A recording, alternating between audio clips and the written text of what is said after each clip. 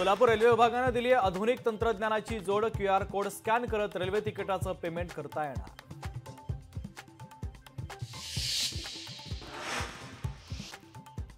शहरातील रस्ते उड्डाणपुलाच्या दुरावस्थेच्या संदर्भात नागपूर खंडपीठाची नाराजी। पाऊस सगळीकडे असताना नागपुरातील रस्ते पावसाने खराब का होतात?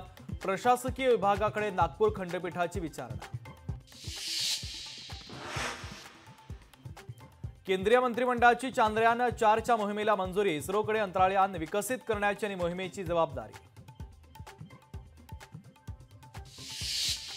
सुजय विखे पाटील यांनी बाळासाहेब थोरातांना दिलं आव्हान। विखेंनी संगमनेरमध्ये लढण्याचे दिले संकेत, तर विखे पाटलांचे संगमनेर मतदारसंघातले दौरेही वाढले।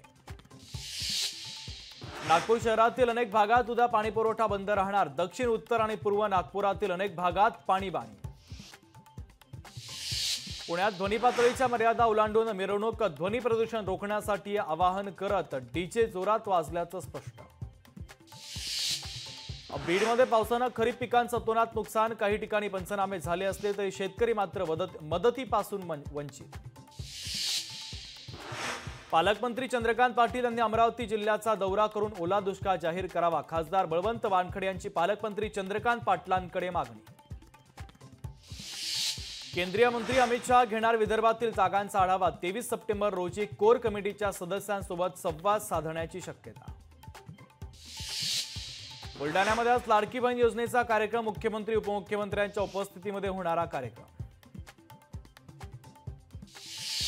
पंतप्रधान मोदींच्या वाढदिवसाच्या निमित्तानं मोदी सेवा महिना उपक्रम। मोदी सेवा महिना उपक्रमातून राज्यभरात मोफत आरोग्य शिबिरांचं आयोजन।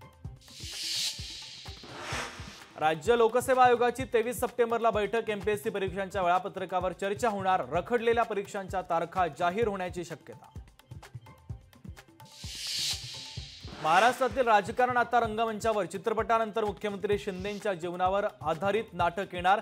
मला काहीतरी सांगायचंय नावाचं नाटक लवकरच प्रेक्षकांच्या भेटीला।